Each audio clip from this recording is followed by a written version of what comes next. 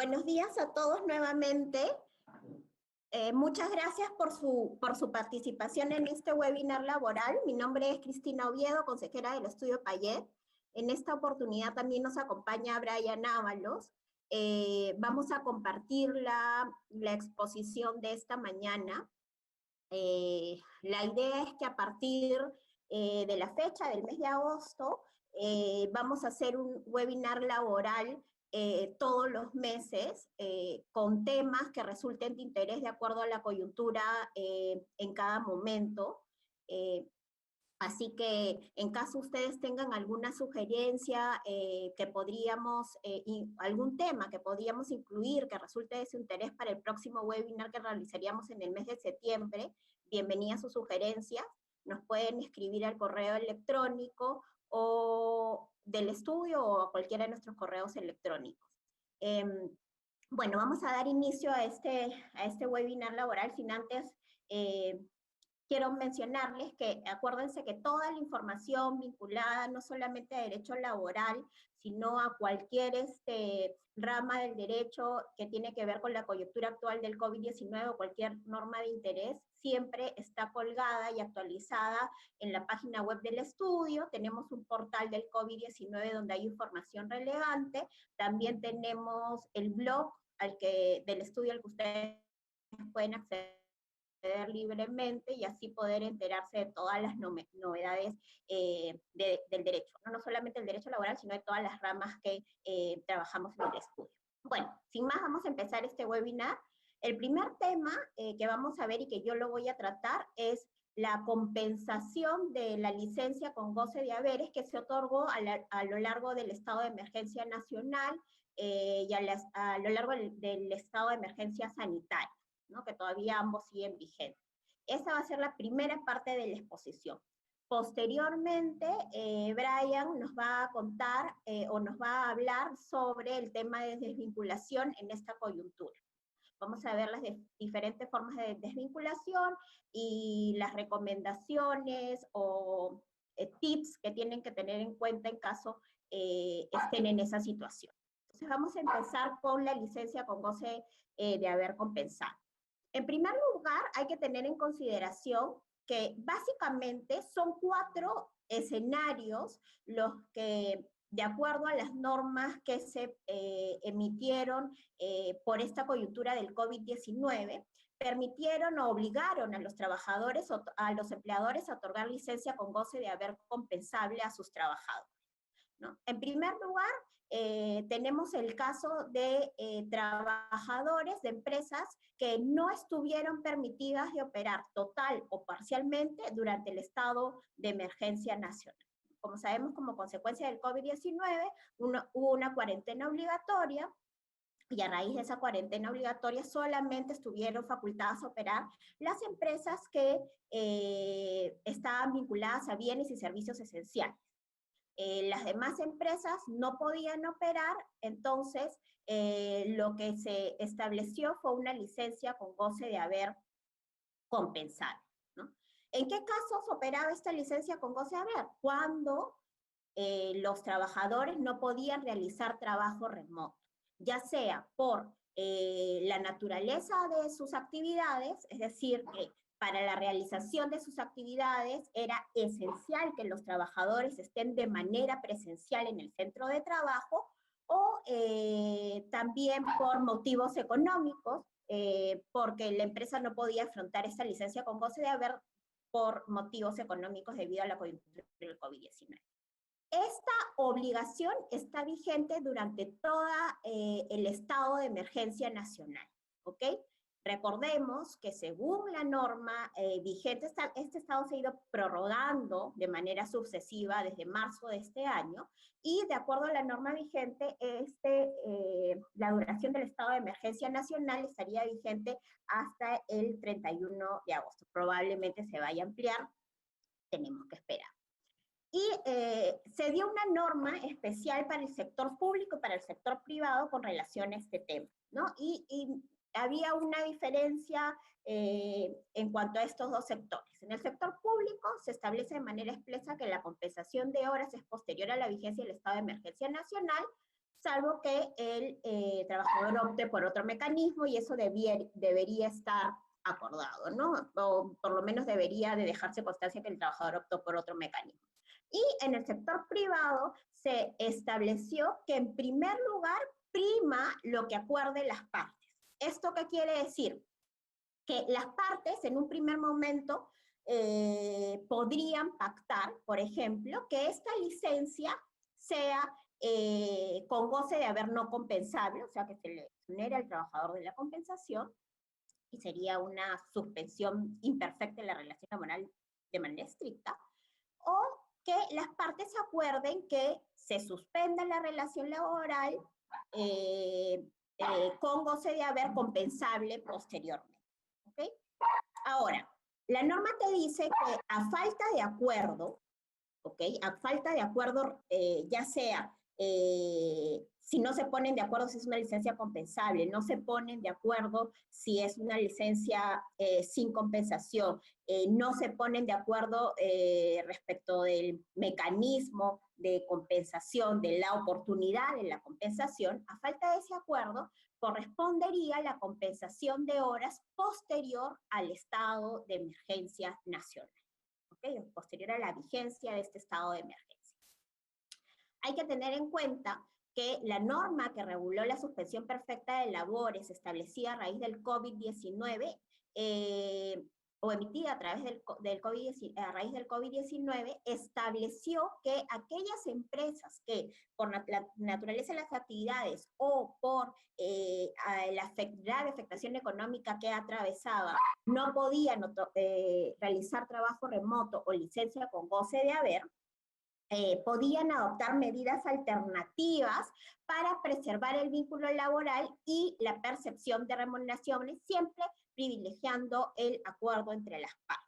¿Okay? Entre estas medidas alternativas se podría, por ejemplo, otorgar vacaciones ya adquiridas y no gozadas, acordar el adelanto de vacaciones, acordar la reducción de la jornada y la remuneración, acordar solo la reducción de la remuneración. Hay diferentes medidas alternativas cuando estamos en este escenario. El otro grupo, respecto del cual hay que tener cuidado y respecto al cual la norma estableció la obligación de otorgar licencia con goce de haber durante el estado, en la emergencia sanitaria. Ojo, que acá hay una diferencia. En el primer grupo, aplica la licencia con goce durante la vigencia del estado de emergencia nacional. En el segundo grupo, que es los trabajadores que forman parte del riesgo, esta licencia aplica durante la emergencia sanitaria, que sabemos que por lo menos hasta el momento está vigente hasta septiembre de este año, 7 de septiembre si no mal recuerdo. Entonces, estos trabajadores que forman parte del riesgo del COVID, del grupo de riesgo de COVID-19, ¿qué es lo que estableció la norma? Si no aplica el trabajo remoto, estos trabajadores deberían de gozar de una licencia con goce de haber compensable de manera posterior, ¿no? Se estableció que el empleador puede exonerar al trabajador de la compensación. En realidad, en cualquier escenario, el empleador puede exonerar al trabajador de esta compensación. Se estableció que también la persona que está sujeta a una modalidad formativa laboral y que también pertenece al grupo de riesgo, ¿okay? Durante la emergencia sanitaria también tiene derecho a una licencia con goce de haber, o sea, tiene que seguir percibiendo su subvención y luego lo tendrá que compensar. Y también respecto a este grupo se establece de manera expresa que en caso no se puede otorgar la licencia o el trabajo remoto, se pueden adoptar medidas alternativas como las que hablamos para el primer grupo. ¿Okay? El tercer grupo es los trabajadores con discapacidad. Durante esta coyuntura se emitió una norma especial para estos trabajadores que establecía de manera expresa que si no se aplica el trabajo remoto durante la emergencia sanitaria respecto de estos trabajadores, o no hay acuerdo entre las partes para aplicar el trabajo remoto, ojo, esto es una precisión importante que hay que tener en consideración. para los trabajadores con discapacidad, el trabajo remoto solamente aplica si hay acuerdo entre las partes, se requiere acuerdo entre las partes, a diferencia de trabajadores que no sufren de alguna discapacidad. En este caso se requiere acuerdo de las partes. Entonces, si no se aplica el trabajo remoto o no hay acuerdo entre las partes para realizar este trabajo remoto, lo que ocurre es que se debe de otorgar, o el empleador tiene la obligación de otorgar una licencia con goce de haber compensable al culminar la emergencia sanitaria. Estamos hablando en este caso también de la emergencia sanitaria y no del estado de emergencia nacional. En este caso en particular, se ha establecido que la compensación de las horas no debe afectar las condiciones de salud de la persona con discapacidad. ¿Okay? Esto es sumamente importante al momento de establecer la compensación para este grupo de trabajadores. Y una precisión muy importante es que estas facilidades, digamos, alcanzan no solamente a los trabajadores con discapacidad propiamente dicho, sino también a los familiares hasta el 4º grado de consanguinidad o 2º de afinidad que tengan bajo su cuidado, tienen que ser ellos los únicos que tengan bajo su cuidado a una persona con discapacidad, ya sea que esté diagnosticada con COVID-19 o que pertenezca al grupo de riesgo del COVID-19. ¿No?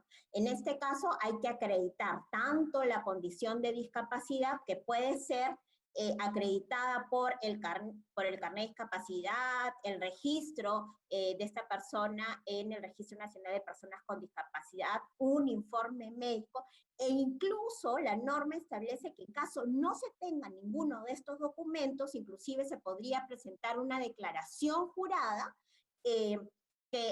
mediante la cual se declare que se trata de una persona con discapacidad, y esta declaración jurada está sujeta a fiscalización posterior. Asimismo, en el caso de los familiares, habría que acreditar que ellos son los únicos que están bajo el cuidado de una persona con discapacidad. Y por último, el 4º grupo de trabajadores respecto de los cuales existe esta obligación de otorgar una licencia con goce de haber son los trabajadores con familiares directos diagnosticados con COVID-19 o que formen parte del grupo de riesgo, en ambos supuestos siempre y cuando no estén hospitalizados. ¿Ya? ¿A quiénes aplica esta licencia? Solo a los trabajadores que laboren de manera presencial o manera remota, y que sean el único sostén, el único cuidador de estos familiares directos diagnosticados con COVID o que pertenecen al grupo de riesgo. Esta norma está vigente o esta obligación durante la emergencia sanitaria, no durante el estado de emergencia nacional, que ya hemos dicho son 2 estados distintos con vigencia distinta. ¿Okay? ¿Cuáles son estas facilidades que tienen estos trabajadores? En primer lugar, obviamente la licencia con goce de haber sujeta a compensación posterior según lo acuerden las partes. En este caso, las partes se ponen de acuerdo también respecto del mecanismo de la compensación, de la oportunidad de la compensación. Podría pasar también que el empleador exonere de la obligación de compensar a los trabajadores. Asimismo, otra facilidad que pueden gozar estos trabajadores es, por ejemplo, la reducción de la jornada sujeta a compensación posterior, reorganización de horarios de trabajo, permisos temporales también, ¿no? O sea, ¿eso qué quiere decir? Que se puedan ausentar unas horas dentro de su horario de trabajo, según el acuerdo al que lleguen las partes. ¿Ya? ¿Qué pasa si no se llega a un acuerdo? La norma establece que es el trabajador finalmente quien decide la facilidad laboral que se tiene o que va a adoptar, ¿okay? Entre todas las facilidades que establece la ley y le ofrece el empleador, y finalmente comunica al empleador 48 horas previas a la ejecución de esta facilidad, cuál es la facilidad por la que ha optado, ¿no? Y adjuntando siempre o acreditando siempre que esté en esta situación en particular. En este caso tendría que acreditar, por ejemplo, que es el único cuidador de un familiar directo diagnosticado con COVID o que pertenece al grupo de riesgo, eso se hace a través de una declaración jurada, sujeta también a fiscalización posterior. También tendría que acreditar el diagnóstico de COVID de este familiar directo si está en esa situación, o algún certificado que acredite que el familiar pertenece al grupo de riesgo, ¿no? Entonces, estos son los 4 supuestos que fueron regulados durante la coyuntura del COVID-19, respecto de los cuales el empleador tenía la obligación de otorgar una licencia con goce de haber compensado, ¿no? Tener en cuenta, ojo, que hay particularidades en cada grupo de trabajadores. La vigencia también es distinta. Algunos están sujetos a la vigencia del estado de emergencia nacional, otros a la emergencia sanitaria, que son supuestos distintos. Una vez dicho esto, ahora vamos a entrar a hablar cuáles son las alternativas con las que contarían las empresas para compensar las horas, ¿no? En un primer lugar, vamos a hablar las alternativas con las que cuentan durante la vigencia de la relación laboral, y en un segundo escenario o en un posterior momento vamos a hablar sobre las alternativas que se contarían al momento del cese, ¿no? Primero, estas alternativas podrían ser aplicables durante la vigencia de la relación laboral. Básicamente hemos detectado estas alternativas. En primer lugar, se podría trabajar más horas dentro de la jornada diaria del trabajador. Vamos a suponer que un trabajador labora, no sé, de 9 de la mañana a 3 de la tarde, se podría quedar 2 horas más todos los días hasta compensar las horas. Es importante que de manera previa a aplicar a cualquiera de estas alternativas, en realidad, el empleador tendría que tener mapeado cuántas horas cada trabajador debe compensar. ¿Okay? Eso es algo que ya debería tenerse mapeado previamente a la adopción de las alternativas por parte de la empresa. Entonces, esta puede ser una alternativa. La segunda alternativa que aplicaría para los trabajadores que laboran máximo 6 días a la semana, porque siempre, en cualquier alternativa de compensación, tenemos que respetar los derechos de los trabajadores, y uno de esos es el derecho al descanso semanal obligatorio. Entonces, para los trabajadores que laboran máximo 5 días a la semana, se podría pactar, por ejemplo, trabajadores que laboran de lunes a viernes, que laboren días sábados, así hasta compensar el total de horas sujetas a licencia con goce de haber compensado. ¿Okay?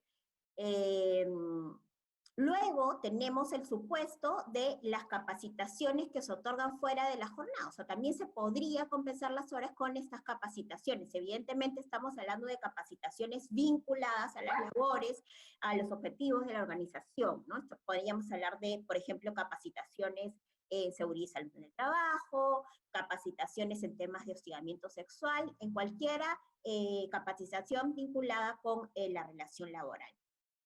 También se podría compensar esta licencia con goce de haber, por ejemplo, con las horas extras o el trabajo en sobretiempo generado por el trabajador de manera previa al estado de emergencia nacional o a la emergencia sanitaria. Ese también podría ser una manera de compensación. En este caso, hay que tener en cuenta lo que establece la norma respecto al trabajo en sobretiempo, el régimen general, ¿no? Establece que el trabajo en sobretiempo debe ser compensado en principio con las sobretasas legales del 25 y el 35%, y no obstante ello, las partes pueden acordar la compensación. Este acuerdo debería de constar por escrito la compensación con horas equivalentes de descanso. Entonces, en este supuesto estamos hablando de esta compensación. También se podría compensar con vacaciones ya adquiridas y no gozadas por el trabajador, o con vacaciones adelantadas por generarse. En este caso, en este último caso, en el supuesto de vacaciones adelantadas, hay que seguir las formalidades establecidas en el régimen legal general que regula el tema de vacaciones, y que establece que esto debe ser por acuerdo entre las partes. No hay que olvidarnos de las formalidades que hay que cumplir.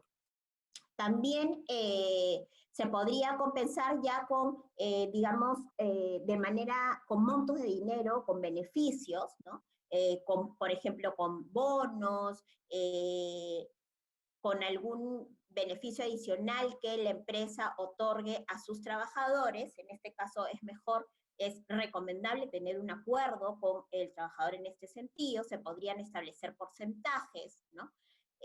Compensar también con el pago de gratificaciones legales, CTS, utilidades o cualquier beneficio que le corresponda al trabajador, y con la liquidación de beneficios sociales, que vamos a ver ese tema de manera posterior cuando hablemos de las alternativas para compensar las horas al momento del cese, ¿ya? En el caso de la compensación dineraria, digamos, es recomendable tener un acuerdo con los trabajadores, porque recordemos que en estricto cualquier descuento de las remuneraciones o beneficios sociales de los trabajadores debe contar con la aceptación del trabajador. Y siempre acuérdese respetando el tema de la remuneración mínima vital.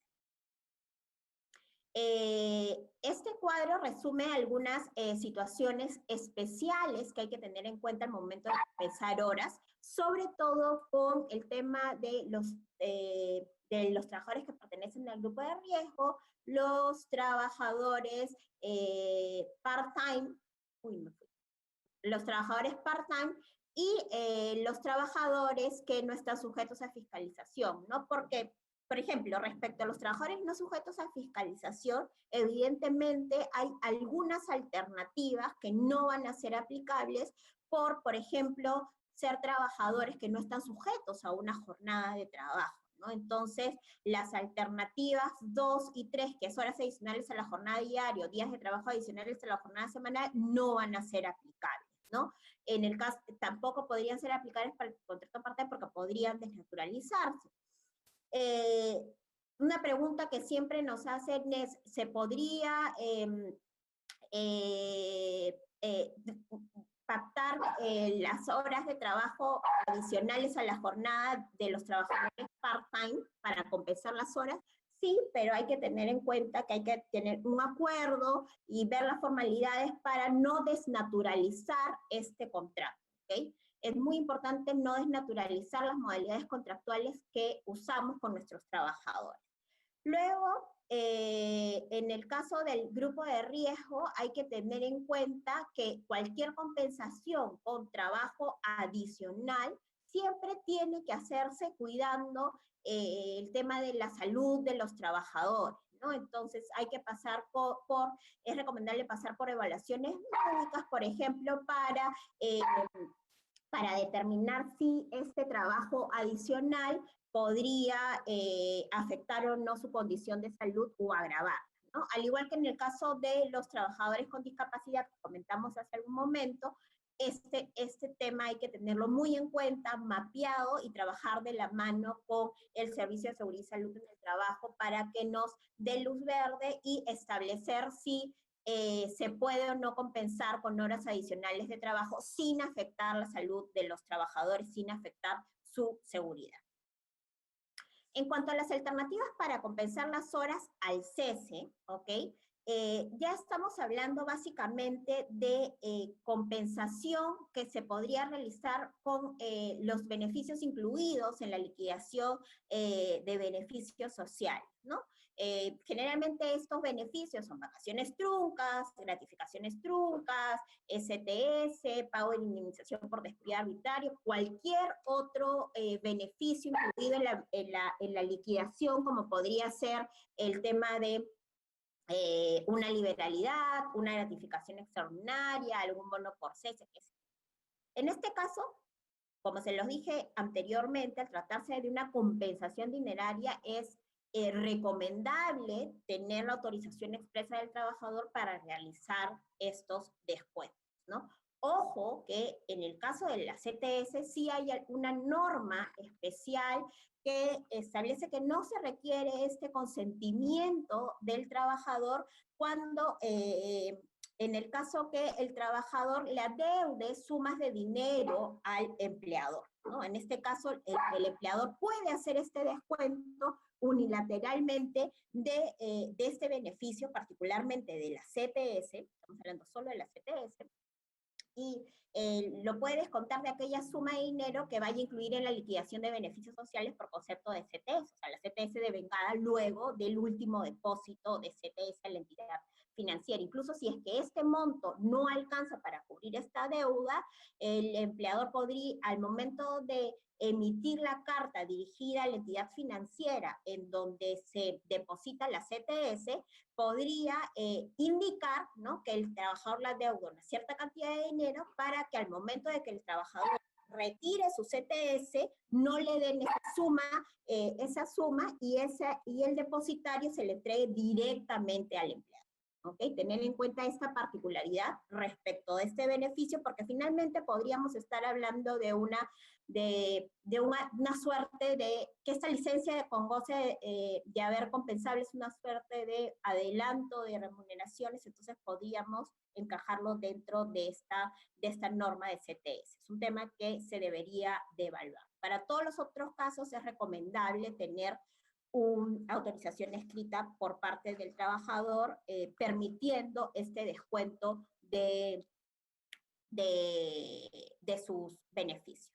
Hay que tener en cuenta que para el sector privado no se ha establecido una norma como sí se ha establecido en el caso del sector público, en el sentido de qué hacer cuando un trabajador se desvincula, ¿no?, de la empresa y todavía adeuda horas que deben ser compensadas, ¿no? En el sector público tenemos que el decreto de urgencia 078 de 2020, que regula de manera expresa estos supuestos, ¿no? Y da alternativas, ¿no? Por ejemplo, en el caso del sector público, si el cese se produce por factores ajenos al trabajador, por ejemplo, estamos hablando de fallecimiento del trabajador o que ya llegó al límite de edad para jubilarse, en este caso, te establece que la compensación de horas se debe realizar con las horas extras generadas con anterioridad y que todavía no han sido pagadas, con capacitaciones fuera de la jornada laboral, y si no alcanza, se exonera al trabajador de esta compensación,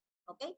El segundo supuesto que regula esta norma es si el cese se produce por renuncia o no renovación del contrato. En este caso igual, la compensación primero se debería hacer con las horas extras ya generadas, con las capacitaciones realizadas fuera del horario de trabajo. Si eso no alcanza para compensar las horas de la licencia con goce de haber, se establece que esta compensación se va a realizar en la siguiente vinculación laboral que tenga este trabajador con cualquier entidad del Estado, ¿ok? Hasta el 31 de diciembre del 2021. Si hasta el 31 de diciembre del 2021 no se lograra esta compensación o la compensación total, el saldo ya se establece en la liquidación de beneficios sociales y se establece un registro de horas compensables adeudadas, ¿no? Y finalmente en esta norma se regula el cese del trabajador por aplicación de sanciones administrativas, judiciales. En este caso se establece que igual la compensación en primer lugar es con horas extras, con capacitación ejecutada fuera del horario de trabajo, y en caso eso no alcance, en caso existe un saldo por compensar, entonces se procede con el descuento de la liquidación de beneficios sociales de manera unilateral, o sea, ahí en ese caso no se requeriría acuerdo con el trabajador, ¿no? Y si eso no alcanza, se deja constancia de este saldo, la liquidación de beneficios sociales, y también se registra en este registro especial que se ha creado para estos efectos, ¿no? Entonces, si bien es cierto, no hay una norma específica para el sector privado, de alguna manera esto nos podría marcar la pauta para el sector público y podríamos ver cómo es que sería válido establecer esta compensación al momento del cese. Hay que tener en cuenta que ya se están iniciando fiscalizaciones en esta materia, es decir, SUNAFIL ya está abriendo fiscalizaciones sobre cómo los empleadores o las empresas están compensando las horas correspondientes a la licencia con goce de haber compensable, por lo que hay que tener ordenado este tema. Finalmente, para ya dar el pase a Brian, unas consideraciones a tener en cuenta respecto a la compensación es, es mejor contar con acuerdos, siempre es mejor llegar a un acuerdo con los trabajadores antes de actuar de manera unilateralmente, pero ya sabemos que a falta de acuerdo, la compensación es por horas y posterior al estado de emergencia nacional, y en el caso de los trabajadores, digamos, sin ninguna consideración especial como trabajadores con discapacidad, qué sé yo. Acordémonos siempre de respetar los derechos de los trabajadores, y uno de ellos, el más fundamental en este caso a tener en cuenta, es el derecho al descanso semanal obligatorio, tener en cuenta que todavía hay horas de inmovilización, ¿no? Sobre todo y en algunas regiones más estrictas, entonces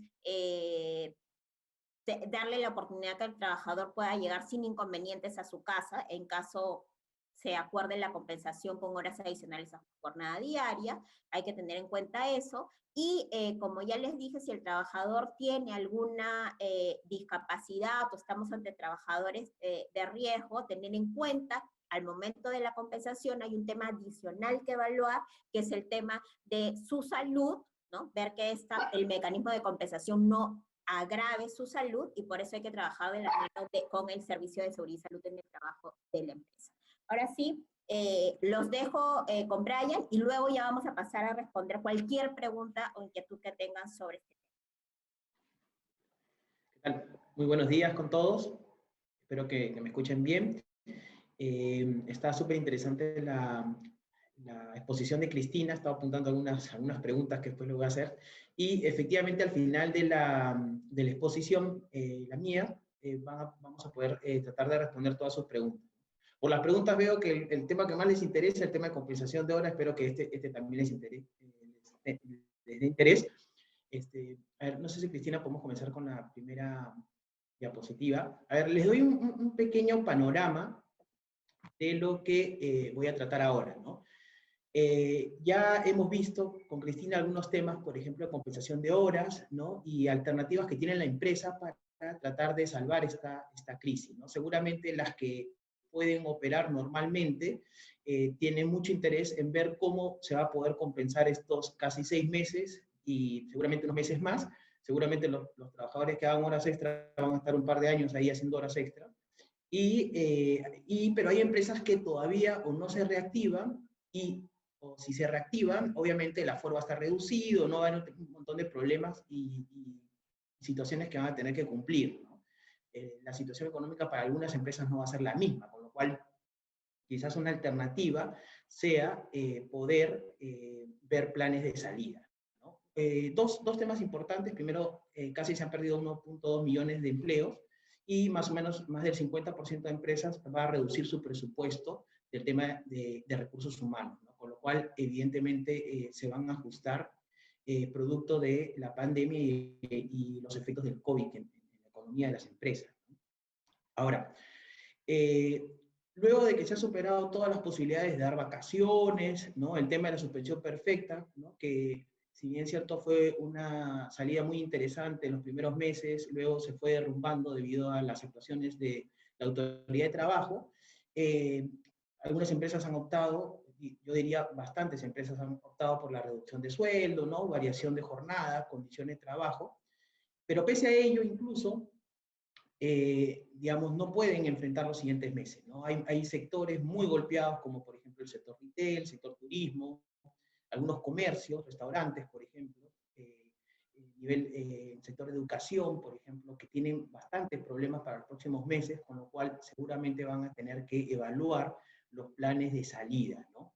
Entonces, yo creo que vamos a un poco ver es justamente eso, ¿no? A ver, yo creo que hay 3 puntos importantes para evaluar este tema de los planes de salida, ¿no? Primero, el objetivo principal para las empresas es seguramente el poder reducir la empresa sin la posibilidad evidente que los trabajadores vuelvan o se repongan, ¿no? Porque evidentemente la reposición es justamente un tema complicado, ¿no? Porque es costoso, además implica un desgaste administrativo, ¿no? Luego, el segundo objetivo seguramente es el tema económico, es decir, seguramente han optado por esta opción porque no les queda otra, y evidentemente van a tener un costo de eficiencia en la medida, ¿no? Y el tercero, yo creo, y para mí el más importante, es que la negociación sea razonable, en el sentido de que evidentemente tú puedes tener un plan de salida, una proyección, pero si tu proyección no es real con tu situación y con las posibilidades, lo que finalmente va a pasar es que este plan no termine teniendo eficiencia.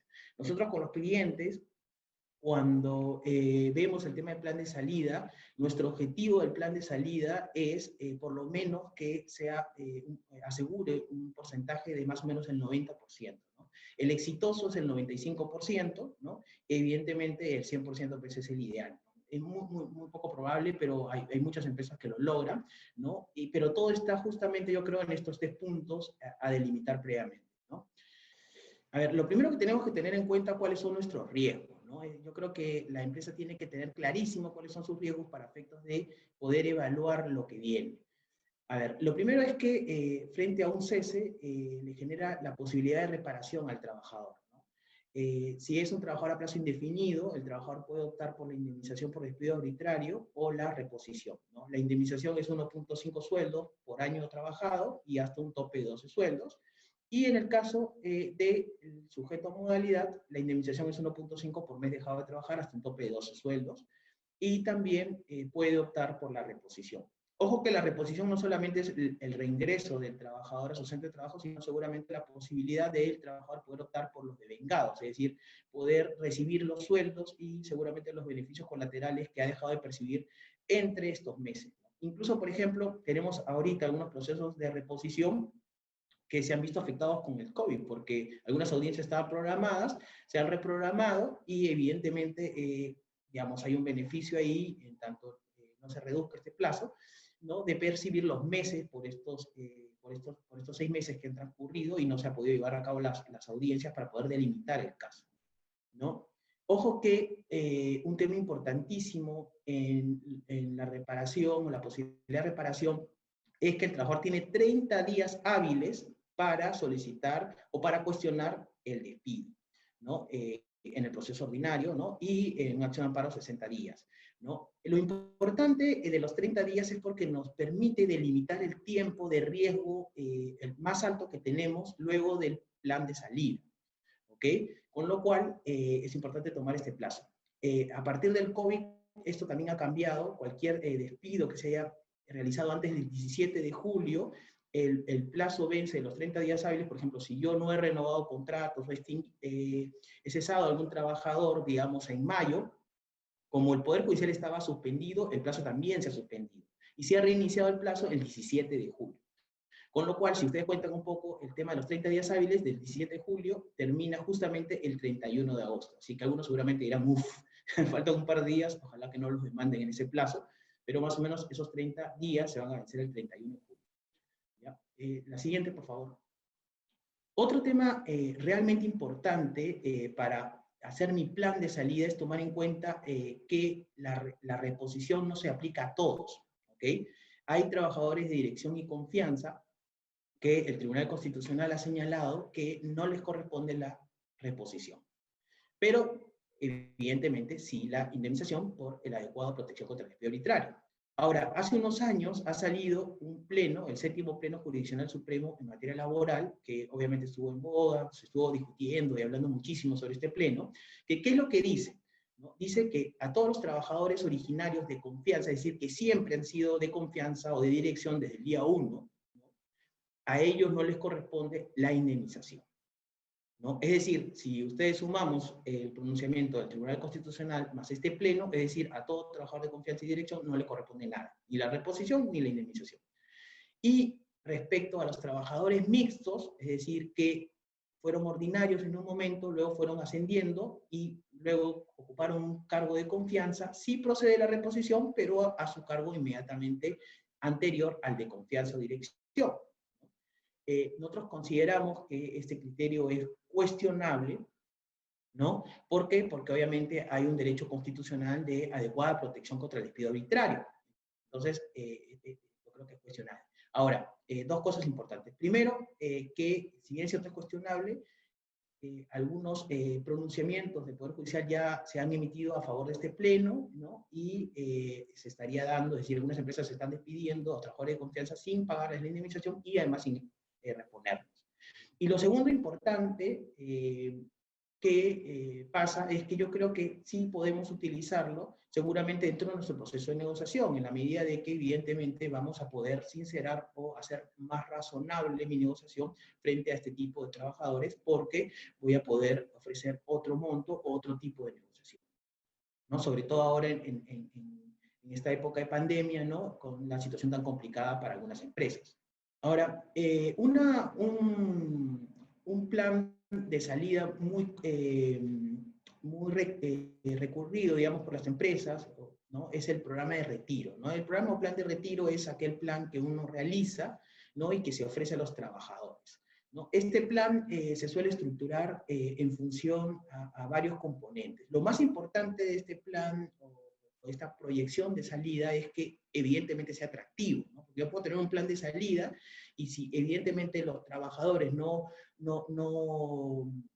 se acogen a este plan, evidentemente es que realmente no es tan atractivo como yo estoy planteando y evidentemente mi finalidad de llegar al 90 o 95% no se va a lograr, ¿no? ¿Cómo se arman estos planes? Son variados y depende de la posibilidad de las empresas, ¿no? Antes del COVID, lo regular era esto, seguramente ahora después este plan o proyección que teníamos o que se venía utilizando en las empresas ha cambiado muchísimo, ya lo veremos, pero lo principal que se negociaba era otorgarles la indemnización por despido arbitrario, ¿no?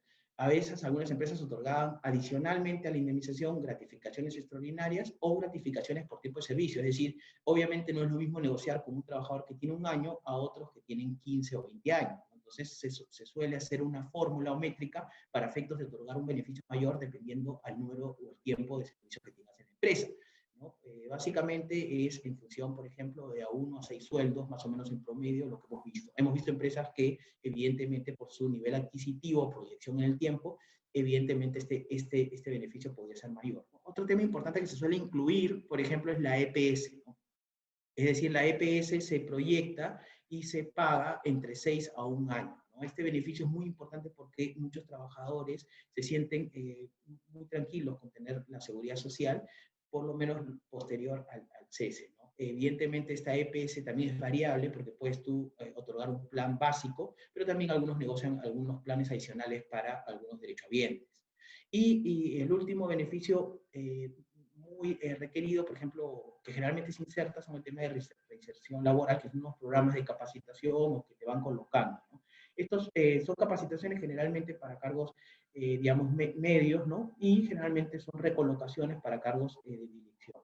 Obviamente, como les comentaba, en la época del COVID, que esto ya ha cambiado un poco y podría variar en función a la situación económica de la empresa. Ahora, los aspectos positivos y negativos. Quiero hablar de cada una de las posibilidades y quiero también hablar de lo bueno y lo malo que podría tener, porque creo que eso les interesa. Primero, que obviamente estos planes de retiro, al ser generales, va a ser un gasto deducible. ¿Qué es un gasto deducible? Es un gasto que yo puedo deducir de mi impuesto a la renta tercera, ¿no? Que además que es importante, esto facilita la negociación porque obviamente puedes generar ceses masivos, ¿no? Porque generas este plan, la gente se acoge, ¿no? Y es mucho más sencillo, ¿no? ¿Cuál es lo negativo? Depende de la situación económica de la compañía, ¿no? Y a veces las compañías no resultan ser muy eficientes en comunicar su situación y los trabajadores tienen una expectativa mayor de la situación económica de la empresa, ¿no? Entonces lo que ofrecen a veces no condice con la expectativa del trabajador. Y eso genera complicaciones para negociar. Otro tema negativo también es que cuando tú haces tu plan de salida, otorgas por renuncia o por mutuo disenso, ¿no? Eso quiere decir que la indemnización que le correspondería neto al trabajador, es decir, sin un descuento si lo despides, aquí le vas a tener que descontar la quinta, ¿no? Aproximadamente entre 21%, dependiendo de cuánto sea su impuesto progresivo, ¿no? Entonces yo creo que eso es importante y eso puede desincentivar este tipo de metodología. Ahora, la siguiente, dentro de mis planes de salida también yo puedo disgregar mis grupos de negociación, es decir, no necesariamente tengo que ver a todos por igual. Puedo comenzar, por ejemplo, con los trabajadores de confianza, que son, digamos, ese es un poco más sencillos, digamos, o menos complejos, porque evidentemente, como ya el Tribunal Constitucional ha dicho, no les corresponde la reposición, es evidente que a ellos únicamente se podría negociar el tema de la indemnización. Ahora, lo positivo del retiro por retiro de confianza es que no hay riesgo de reposición porque son trabajadores de confianza. Ahora, habría que ahí ponerle un punto de que si realmente son trabajadores de confianza o si la empresa realmente ha calificado o puede demostrar que son trabajadores de confianza. Nos ha pasado, por ejemplo, en un proceso de salida donde la empresa tenía la idea de que eran trabajadores de confianza y de repente cuando revisa correctamente los perfiles ocupacionales se da cuenta de que habían algunos errores. Así que yo creo que eso es algo muy frecuente, hay que revisar si es trabajador de confianza o dirección. Quizás eso también nos sirve para muchas cosas, no solamente para el tema de reposición, sino también, por ejemplo, para el tema de horas extras, si es que eres personal de dirección, ¿no? Y miembros del comité y demás cosas. Otro aspecto positivo es que como es un despido, ¿no? Y se le paga la indemnización, no se le descuenta el impuesto a la renta. Y además, si es un plan de salida, podría ser un gasto deducible si es que acredito la generalidad. El problema es que generalmente es para pocos trabajadores, ¿no? Y el problema también es un tema también de tema más de gestión de personal, es decir, a veces la carta de retiro de confianza a las personas se ofenden, es decir, oye, ¿por qué me retiras la confianza si yo he estado tanto tiempo en la empresa, no he contribuido a tantos temas? No lo evalúa el trabajador en función a que esta es una estrategia para efectos de evitarse la reposición, ¿no? Pero bueno, ese es un tema que hay que ver en este tema, en esta metodología. El siguiente, por favor.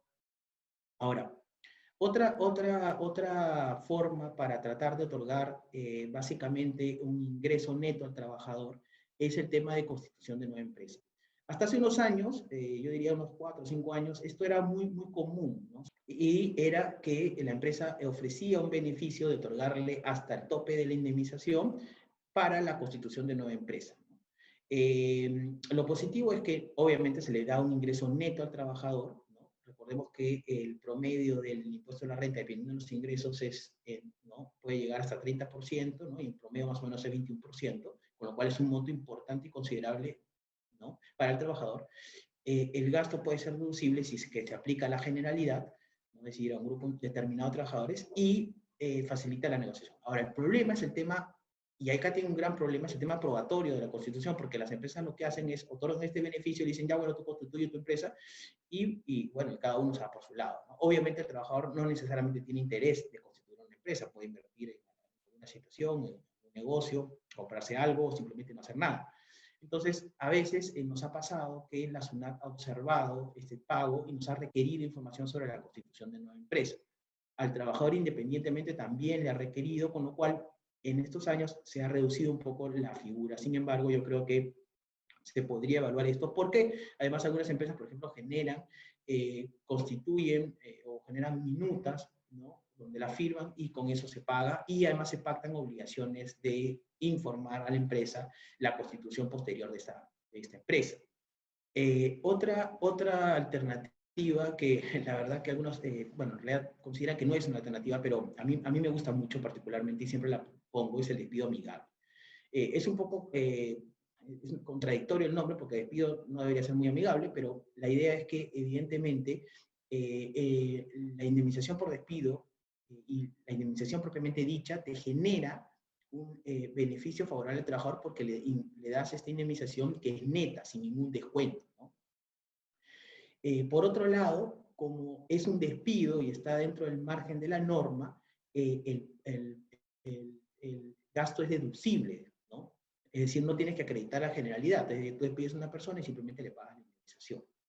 Y lo amigable se da en que los documentos que se generan en función a este despido, obviamente no son tan crudos y tan duros como un despido propiamente dicho, sino simplemente es, obviamente, una carta donde se le comunica y se le dice que no eres tú, soy yo, o son las situaciones particulares, y se agradece, evidentemente, y los documentos tratan de no hacer incidencia en el despido, ¿no? Porque evidentemente la palabra despido a la gente no le gusta, ¿no? Cuando tú despides a alguien sale una liquidación, no dice despido arbitrario, ¿no?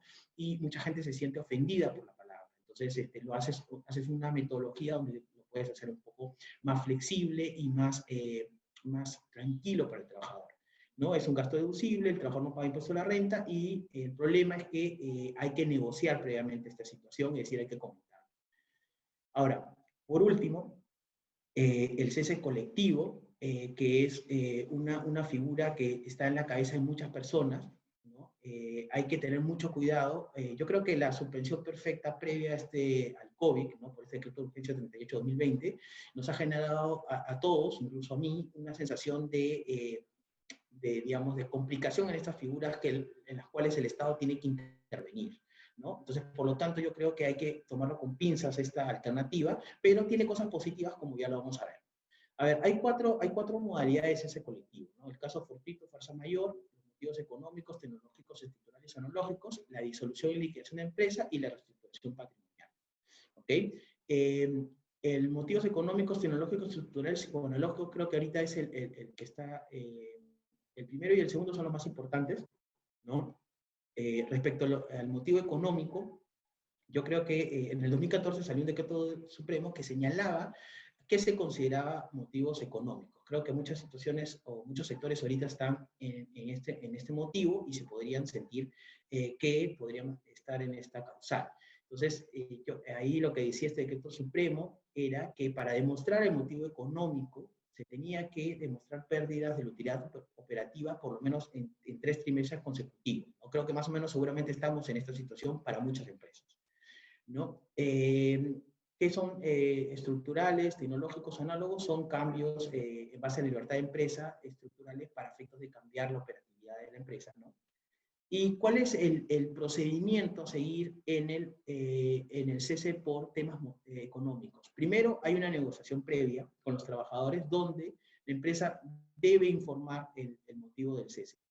Debe, además, acreditar el mismo y generar otras medidas para salir de la situación de cese colectivo, ¿no? Yo creo que esta primera etapa es la etapa fundamental donde los trabajadores o representantes o el sindicato se les pone en la situación económica de la compañía. Es importante, obviamente, antes de ir a esta etapa, que la empresa trabaje la información económica con finanzas o con los departamentos correspondientes para efectos de acreditar ¿no? claramente esta información y cómo lo podemos transmitir a los trabajadores, ¿no? Es muy importante los cuadros, las proyecciones, las ventas, ¿no? Y lo más importante es ser realistas con este programa, con este sistema. Ojo que también podemos trabajar en paralelo con pericias, ¿no? Que vamos a necesitar además en el procedimiento cuando presentemos la solicitud, y estas pericias hay algunas entidades especializadas que hacen estas pericias y además tienen que estar, estas auditoras tienen que estar aprobadas por la Contraloría General de la República, ¿no? O sea, no son cualquier empresa. Vamos a ir trabajando con ellos de forma paralela para hacer esta pericia, para acreditar estas pérdidas de estos 3 trimestres, ¿no? Y luego explicar a los trabajadores. Cuando en la negociación directa con los trabajadores incluso se puede pasar a lo que ya hemos conversado anteriormente respecto a estos planes de salida, ¿no? Ofrecerle algún tipo de planes de salida, yo creo que es muy útil en la mayoría de casos que tenemos y donde nos enfocamos claramente en esta etapa, da excelentes resultados, ¿no? Porque evidentemente sentar al trabajador y su posibilidad de decir una suspensión perfecta o un cese colectivo, evidentemente es preferible una buena negociación. Creo que para todas las partes siempre es preferible, ¿no? Entonces, la segunda etapa ya es el de inicio del procedimiento, donde la empresa presenta la solicitud, presenta una declaración jurada que señala que se encuentra en esta situación, además presenta también la pericia, esta pericia comentada, ¿no? Y además la nómina de trabajadores afectados, si son sindicalizados, perdón, y una serie de documentos adicionales. En esta etapa ya incluso la empresa puede optar por la suspensión perfecta del contrato de trabajo, la suspensión perfecta en el sentido de que los trabajadores no trabajan y yo además no les pago, ¿no? Es automática, es decir, con el inicio del procedimiento es automática la suspensión, y además una cosa importante y que tenemos que tener en cuenta es que la autoridad de trabajo puede verificar esta situación. Incluso hay una directiva que señala, que se pronuncia sobre la situación de recontratar a trabajadores, donde señala que si aprobara la suspensión perfecta, luego se acredita que yo he contratado a nuevos trabajadores, ¿no? O he hecho alguna situación irregular que no justifica que yo suspenda los contratos de trabajo, incluso se puede revocar, sin perjuicio que más adelante se resuelva mi cese colectivo. Ojo, ¿no? Entonces, bueno, esa es la siguiente etapa. Y hay una siguiente etapa y penúltima, que es la conciliación, donde la autoridad de trabajo cita a las partes, ¿no? Antes de emitir una resolución y trata de llegar a un acuerdo. Se pone como un dirigente en la negociación. Y la última, evidentemente, ya es la resolución, donde emite resolución en el plazo de 5 días, luego de terminado la negociación con las partes, y emite esta resolución. Si desaprueba, nosotros podemos apelar, tenemos 3 días para apelar, y además la siguiente instancia tiene 5 días más para resolver. Así que ahí terminaría el tema del cese colectivo. Más o menos este mismo procedimiento se aplica para el caso fortuito, porque el caso fortuito tú estás en suspensión perfecta y luego puedes optar por el cese colectivo, tendrías que aplicar el procedimiento que te comentaba. En el caso de disolución y liquidación es un cese colectivo más sencillo, primero porque en este caso, en el disolución y liquidación y reestructuración de empresas se aplica a todos los trabajadores, a diferencia del caso de motivos económicos, tecnológicos, estructurales, que es al 10% de todo el personal. Se aprueba además con la Junta General de Accionistas, donde liquidan, ¿no? Se informa y además se inscribe en registros públicos, y luego tú tienes que cesar al trabajador comunicándole evidentemente la liquidación de la empresa, ¿no? Y la reestructuración patrimonial se regula por las normas de Indecopi. Es importante, el éxito del cese colectivo evidentemente es que yo no voy a pagar indemnización por periodo arbitrario, ¿no? Pero sí voy a tener que pagar los beneficios truncos. Hay que tener en cuenta finalmente en este caso que es una buena alternativa, nosotros consideramos, en función de que podamos negociar en estos dos caminos. Primero en la etapa de negociación directa con los trabajadores o sindicatos, o en la cuarta etapa donde ya hay una conciliación y da muy buenos resultados, sobre todo cuando las empresas ya vienen con un plan de salida, ¿no? Pero la resolución y emisión favorable de empresas se han dado las 3 últimas entre el 18 y el 19. ¿No? Y antes de eso, hace 8 años no se emitían, o sea, es decir, antes del 18, unos 8 años anteriores no se habían emitido ninguna probatoria. Y en esta pandemia, actualmente se han presentado ya algunas ceses colectivos ante la Autoridad de Trabajo, y muchos otros están planificando ya, es decir, en las próximas semanas se van a presentar ceses colectivos, seguramente en los próximos meses también, ¿no? Pero todavía no hay ninguna resolución aprobatoria que tengamos conocimiento, ¿no? La verdad, si nos preguntan a nosotros, consideramos que es difícil, ¿no? No es imposible obtenerla, pero es una situación difícil. Yo creo que si tu situación está muy complicada y es la última opción que tienes, quizás vas a llegar a este camino, pero la idea es que tengas bajo la manga el plan de salida razonable, proporcional, de acuerdo a tu situación económica, ¿no? Ahora, últimas cosas para cerrar mi exposición. Cristina, en la siguiente diapositiva. Ya. Últimas consideraciones es que obviamente el retiro debe ser voluntario, no existir coacción. Incluso hay una sentencia del Tribunal Constitucional, ¿no? Que es la 486-2010, perdón, que validó el programa de retiro voluntario, pero evidentemente fue cuestionado este programa porque se publicó, ¿no? Se publicó y el sindicato decía de que había una coerción a los trabajadores. Así que lo que dijo el Tribunal Constitucional, lo más importante es que tiene que ser voluntario, tiene que ponerse a disposición de las partes. Si el trabajador quiere, acepta; si el trabajador no quiere, no acepta, y esas condiciones son importantes, ¿no?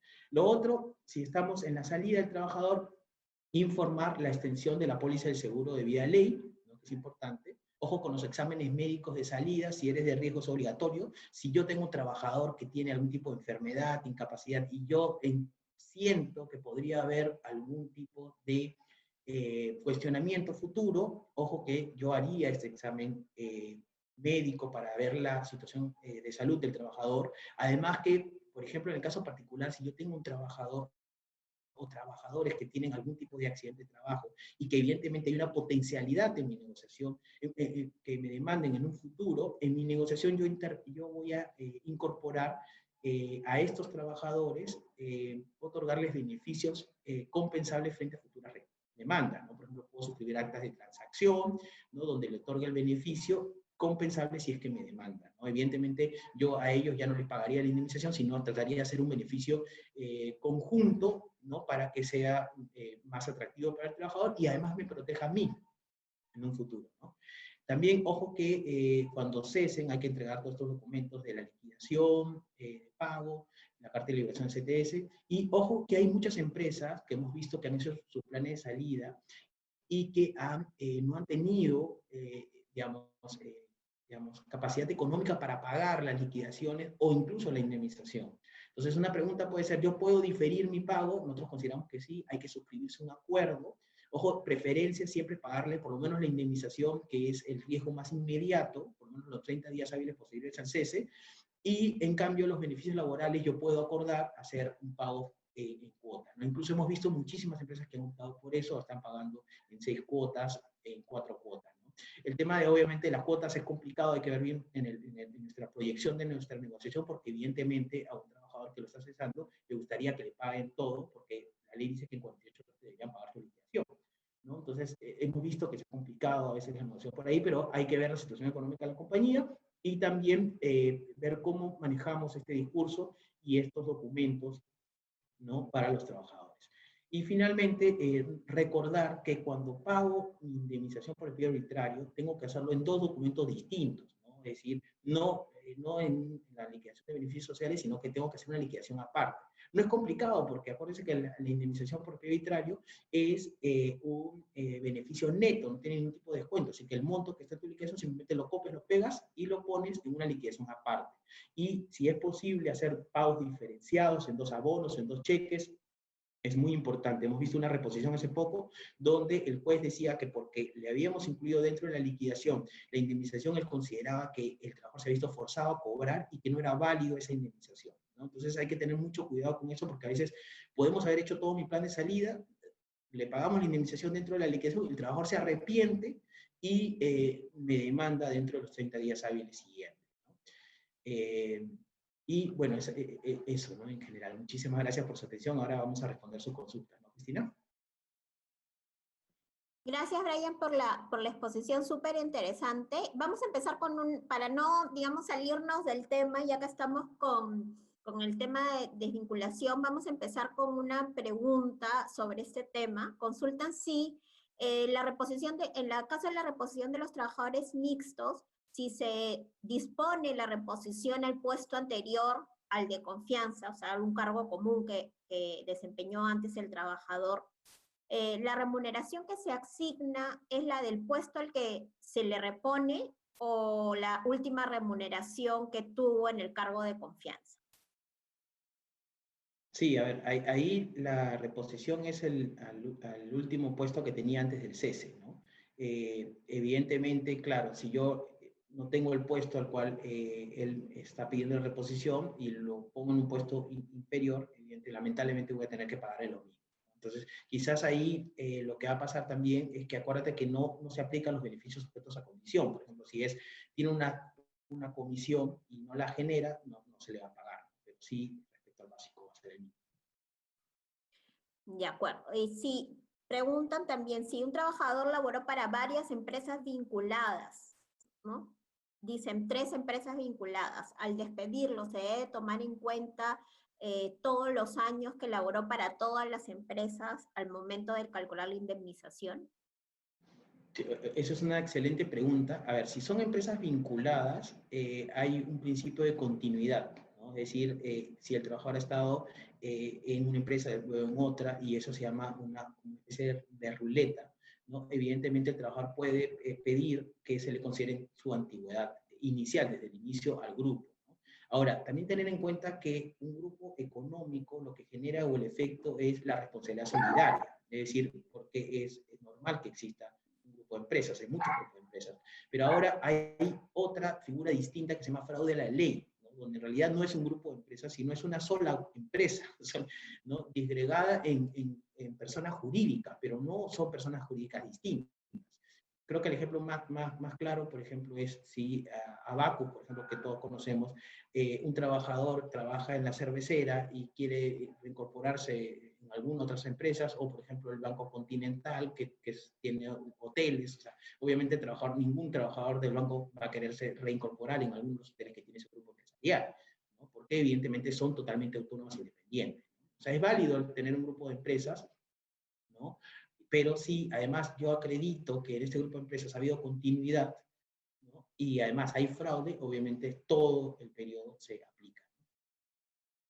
Ok, y ahora vamos a contestar algunas preguntas sobre compensación y volvemos al tema de la desvinculación. Para dar, respuesta a la mayor cantidad de preguntas, lo que voy a hacer a continuación es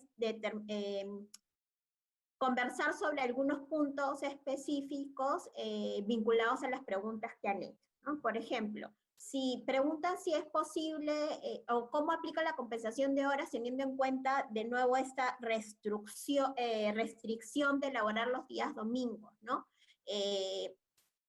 En este caso, evidentemente, sabemos que los días domingos solamente pueden laborar o prestar servicios a aquellas empresas vinculadas a bienes y servicios esenciales. Entonces, solamente se podrá compensar en aquellas empresas y no en otras, porque todos estamos obligados a respetar esta inmovilización de los días domingos. Preguntan mucho si es que es posible la compensación de las horas o de la licencia con goce de haber con beneficios sociales, con la liquidación de beneficios sociales. Como he mencionado en la presentación, si es posible, es recomendable contar con un acuerdo y en el único supuesto en que no se requeriría un acuerdo y que se puede realizar de manera unilateral es respecto de la compensación por tiempo de servicio. ¿Hay algún plazo límite de la licencia con goce de haber para aquellos trabajadores con familiares directos que pertenecen al grupo de riesgo, ¿no? Que sean cuidadores, únicos cuidadores de estos familiares directos que pertenecen al grupo de riesgo? No hay días máximos de licencia. Esto depende de cada situación en particular. En todo caso, esta obligación está vigente durante la emergencia sanitaria. Si un trabajador renuncia o ya no se le renueva el contrato, ¿qué se hace o qué se podría hacer en esa situación para compensar la licencia con goce de haber? Hemos visto que para el sector público hay una norma especial, que es este decreto de urgencia 078/2020, y para el sector privado no hay una norma especial que regule estos casos de terminación de la relación laboral y que exista algún saldo pendiente de compensar por la licencia con goce de haber compensable otorgado durante el estado de emergencia nacional. Mi opinión es que podríamos usar como pauta lo establecido en para el sector público, y siendo siempre lo más recomendable contar con autorización expresa del trabajador para realizar cualquier descuento de sus beneficios sociales o de su liquidación. ¿Se puede compensar con días feriados? Sí, también es posible. ¿Hay alguna fecha límite para realizar esta compensación de horas o de la licencia con goce de haber compensable? No hay una fecha límite, ¿no? Como dijo Brian en su exposición, es muy probable que si se acuerda compensar con horas adicionales a la jornada diaria, o sea, hacer horas extras entre comillas, probablemente pasen 2 años o más en el caso de los trabajadores que pertenecen al grupo de riesgo que todavía podían estar con licencia, para que los trabajadores continúen con esta compensación. No hay una fecha límite en el caso del sector privado. En el sector público, la norma que les comenté que regula lo que hay que hacer en caso de cese, ahí sí se ha establecido una fecha límite que sería el 31 de diciembre del 2021.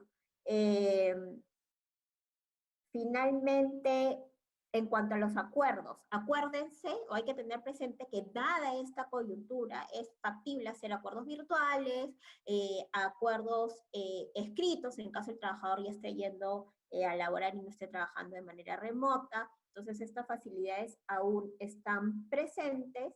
Y 2 temas adicionales. Límite para las horas extras, o sea, ¿cuántas horas extras puede hacer un trabajador de manera diaria? No hay una norma que establezca, se pueden hacer 3 horas extras diarias, como máximo 4, como máximo 5, como máximo. Alguna vez, hace algún tiempo, sí se reguló de manera expresa y se estableció un máximo de horas extras diarias. Luego esa norma fue dejada sin efecto, entonces actualmente no existe un límite. Pero el límite siempre, en todo contexto, debería ser la seguridad y salud de los trabajadores, ¿no? Entonces, Por eso es muy importante trabajar de la mano con el área de seguridad y salud en el trabajo, porque de alguna manera ellos nos podrían poner la pauta de cuál es el descanso mínimo que necesita un trabajador, sobre todo si se trata de un trabajador que realiza labores de alto riesgo, cuál es el descanso mínimo que debería tener entre una jornada y otra, ¿no? Pero, digamos, ese debería ser nuestro límite, la seguridad y salud en el trabajo de los trabajadores que están compensando la licencia con goce de haber con horas extras. Y finalmente una pregunta que me llamó la atención, que decía un trabajador que durante las vacaciones está recibiendo capacitaciones. Ojo, acordémonos que durante las vacaciones el trabajador, digamos, tiene que estar de vacaciones, ¿no? O sea, no está a disposición de su empleador, tiene que descansar. Entonces durante las vacaciones en estricto, así como no puede prestar servicios para el empleador, tampoco debería estar recibiendo capacitaciones de parte del empleado. Ahora sí regresamos al tema de los ceses. Brian, ¿has visto alguna pregunta que te parezca interesante o te la formulo Sí, yo? sí, sí, por favor. Yo he estado apuntando algunas, tan buenas, también interesantes. A ver, hay una pregunta que dice, si yo suscribo un acuerdo de cese, ¿no? Y lo cobra la indemnización, luego me pueden pedir la indemnización o por daños y perjuicios, ¿no? A ver, si una persona acepta su indemnización, ya ha reparado el cese, ¿no? Es decir, no deberían pedirte la indemnización por daños y perjuicios. Sobre este punto, ojo que es común que muchos trabajadores cuando te demanden la indemnización o incluso la reposición, te plantean la indemnización por daños y perjuicios, ¿no? Generalmente cuando es indemnización es daño moral. Hasta un tiempo no se daba, luego se comenzó a dar, entonces hay que tener cuidado. Hay una sentencia que dice claramente que solamente debería proceder, y lo cual yo considero que es correcto, si es que además el trabajador debe recibir la indemnización, demuestra que ha habido una afectación constitucional adicional que justifique otorgarle una indemnización adicional a la ya que está tasada y que se está reclamando, ¿no? Entonces, ya está. Por ahí vi una pregunta que decía, por favor, explique más sobre el mutuo disenso, la suma graciosa. El mutuo disenso o la carta de despido para los planes incentivos de negociación es más o menos lo mismo, porque en un mutuo hay un acuerdo de voluntades y en la carta de renuncia es individual. Una cosa importantísima sobre el mutuo y la carta de despido. Muchas empresas en el mutuo suelen incluir una gratificación o liberalidad e incluso le ponen lo compensable bajo el artículo 57. Pero el Poder Judicial ha señalado de que es cuestionable este monto y que en realidad este monto compensa la negociación para que el trabajador opte por el mutuo disenso. ¿Okay? Entonces, lo que nosotros recomendamos es, puede suscribir un mutuo disenso sin otorgar una gratificación o liberalidad y el trabajador puede presentar, suscribe este mutuo sin, ¿no? Y aparte se le otorga una carta de liberalidad por suma compensable bajo el artículo 57. También otra cosa que se hace es que se suscribe el mutuo disenso o se presenta la carta de renuncia y aparte, con fecha posterior, se suscribe un acta de transacción donde se acuerda, se le otorga una liberalidad para compensar algún adeudo, ¿no? Alguna suma. Incluso, por ejemplo, yo creo que lo comentaba en mis consideraciones finales, que si tenemos un trabajador que ha tenido un accidente o una enfermedad profesional y obviamente nos puede mandar o hay algún adeudo importante que se pueda generar, lo recomendable es que su plan de salida principalmente sea otorgarle toda la suma, incluido la suma de la indemnización, en una carta de liberalidad o en una acta de transacción compensable. ¿Ya? Ahora, por ahí preguntaban también si tengo el sueldo reducido, ¿no? Y voy a liquidar al trabajador en estos planes de liquidación, ¿con qué sueldo lo liquido? Obviamente, si ya le pacté una reducción de sueldo, el sueldo que aplica para el cálculo de su liquidación y beneficios laborales es el último sueldo percibido, ¿no? Es más, incluso he visto un caso por ahí, hemos visto, y ha complicado la negociación porque se había pactado esta reducción de sueldo, la empresa no podía continuar y tuvo que ofrecer estos planes de salida, ¿no? Entonces, ¿qué pasó? Que evidentemente los trabajadores decían, bueno, ya está bien, calcúlame la indemnización, pero calcúlamela al 100%, no a la reducción que me has calculado. Entonces se generó un conflicto ahí complicado para poder terminar con esta negociación. Así que mucho cuidado cuando hagamos nuestro plan de salida si tenemos reducción de sueldo, porque con lo que se va a calcular la indemnización o los beneficios laborales va a ser con el último sueldo, salvo que haya pactado algo distinto. ¿Okay? Ahora, por ahí vi una consulta también de una persona que decía, ¿qué pasa si tengo un operario de 63 años, ¿no? Y además parece que fuera de riesgo porque tiene algunas complicaciones en su salud, ¿no? Porque acuérdense que el tema de riesgo se ha flexibilizado y ahora es a partir de los 65, ¿no? Pero por algunas enfermedades podría estar dentro de ese grupo. Y tener cuidado con el tema del trabajador de riesgo de los CESE, ¿no? Porque si yo lo despido, ¿no? El trabajador incluso no solamente podría pedirme la indemnización, sino la reposición. Y en ese caso particular le faltan 2 años para su jubilación. Quizás habría que ver de generar una negociación en función a este tiempo que le falta para terminar, ¿no? Para obtener una pensión, ¿no? Considerando que ya le falta poco, y ver si es posible. Ojo que si se negocia con un trabajador de riesgo, él presenta su carta de renuncia o un mutuo disenso, no hay ningún tipo de riesgo, ¿no? Porque obviamente hay un acuerdo para la extinción del vínculo. Esa es la que yo he podido revisar, no sé si tienes alguna otra. Perfecto, Brian. Creo que se han absuelto la mayoría de las preguntas que nos han formulado, por lo menos de manera general.